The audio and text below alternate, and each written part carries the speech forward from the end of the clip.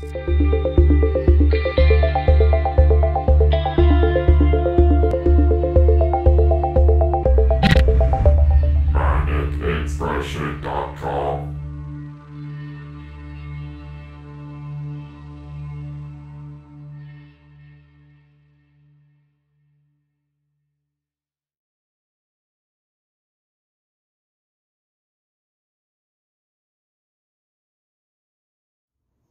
The Marvel Cinematic Universe. What can you say about it?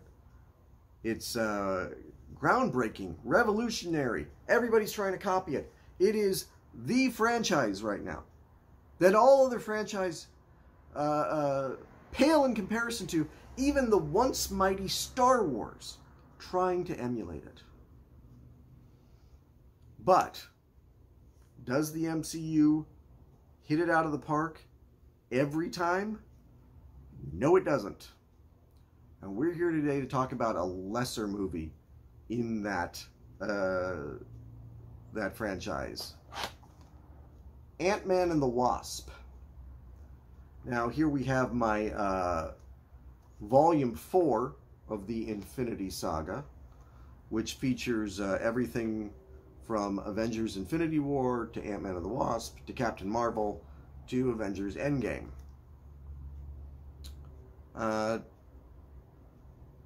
Should do a video about Captain Marvel too, because I actually am not a huge fan of that one either. In fact, I think that Marvel did a very strange thing.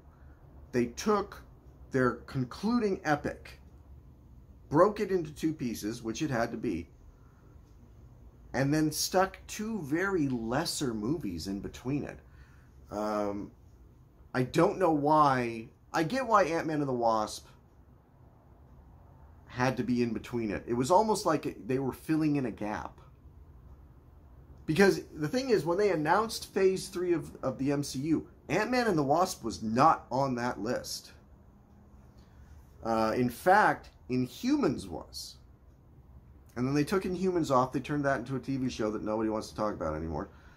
And they put Ant-Man and the Wasp in there. And the reason is, you couldn't do Avengers Endgame without Ant-Man and the Wasp. It is critical to understanding Avengers Endgame. In fact, you could say it is, of all of Phase 3, possibly the most critical to understanding the events of Avengers Endgame. And that's the only reason it exists. I don't hate this movie. I don't hate it. It's just, I think the first Ant-Man is sort of just a middle-of-the-road MCU movie. There's the great MCU movies.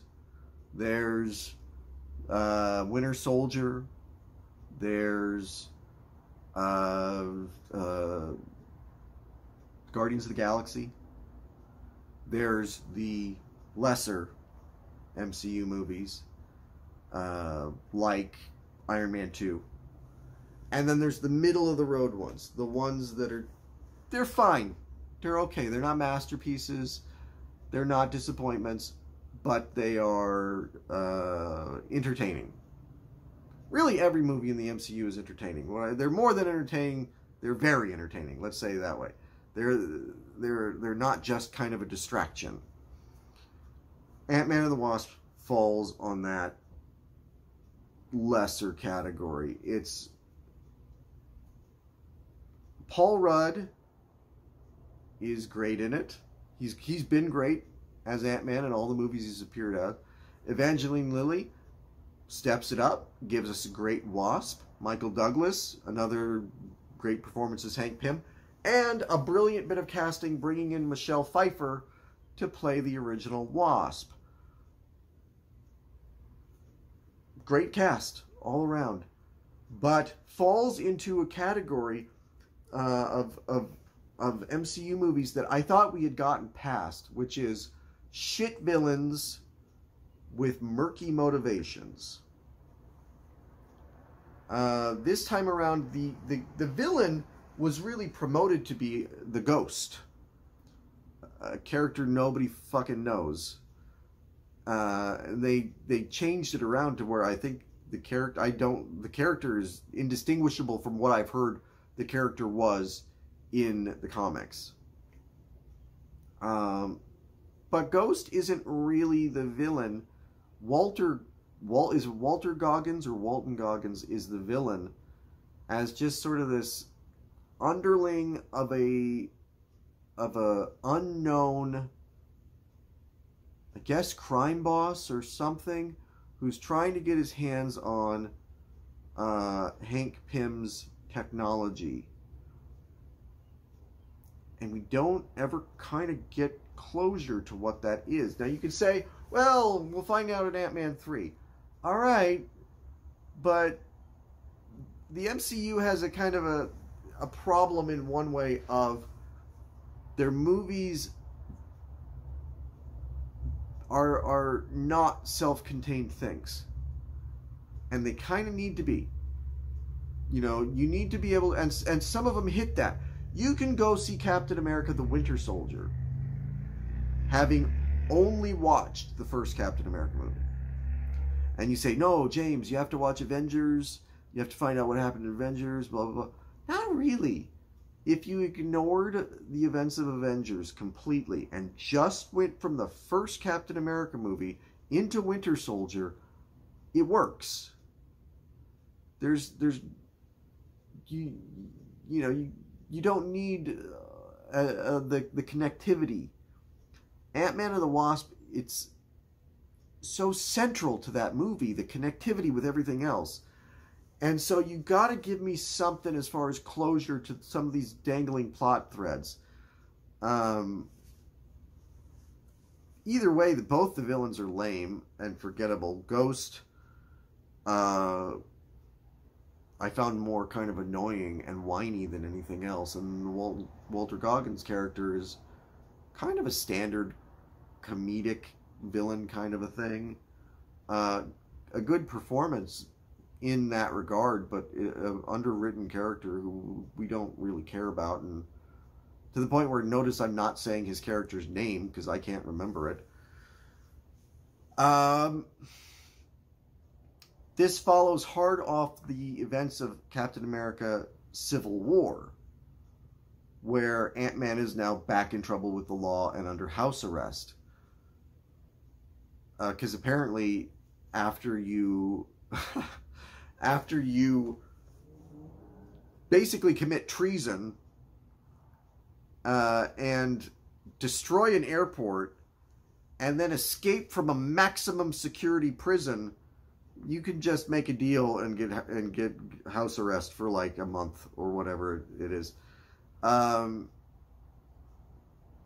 make a ton of sense, but he's brought back into the mix by Hank Pym and Hope Van Dyne, who are pissed at him for having gone to do the events of Captain America Civil War.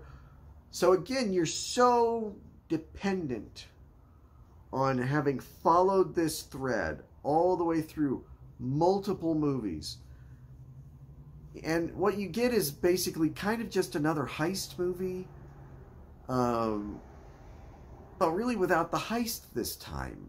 It's sort of like, the bad guy got a hold of the thing. We got to get it back from the bad guy. And then we got it back from the bad guy. But then this other bad guy came and they got it. And that could be fun under some other direction other than Peyton Reed, maybe. Maybe that's the problem, is the direction. The movie feels very jumbled, very messy. Too reliant on the humor and the jokes. It's very lightweight. But think about it this way. Think about it this way. This came out after Infinity War. In the same summer. Infinity War happens in May. This comes out in July. So you're watching that the devastating ending of Infinity War, and then the next thing you get is Ant-Man and the Wasp. It was weird. My opinion. Here's what I would have done, and maybe this would have kind of helped the movie actually. Ant-Man and the Wasp and Captain Marvel both come out before Infinity War. Infinity War did not have bonus scene at the end of the movie, like all the other MCU movies usually do. Ant-Man and the Wasp does have a bonus scene, and this is where I'm going to get into a little bit of spoilers. The bonus scene is Ant-Man going into the quantum realm and the Pyms vanishing in the snap, right? Make that the bonus scene at the end of Infinity War. To connect Ant-Man and the Wasp to that and to Endgame. Because as it stands, the movie is just a setup for Endgame. That's the only reason it's there. Nothing else is advanced in the Ant-Man story. Nothing else is advanced in the overall story of the MCU. It is just kind of the quantum realm and the snap moment. That's it. That's the only reason this movie exists. It's connective tissue instead of a story. It's entertaining. Like I said, the cast is good. Some of the action is good. It's amusing. There's funny parts to it, but it is fluff. It is forgettable. It is not up to the MCU standards that maybe in phase 1 this would have worked. But by phase 3, the standards are higher. The stakes are higher for the characters. 2.5 for Ant-Man and the Wasp. It just doesn't live up to the rest of this franchise, and it just felt like filler.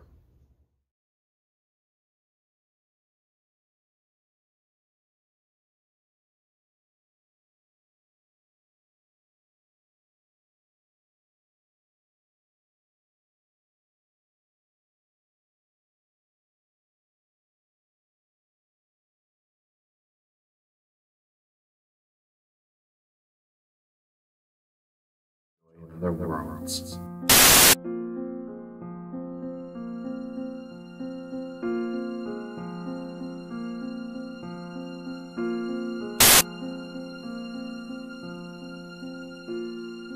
Sort of gave myself the challenge of, okay,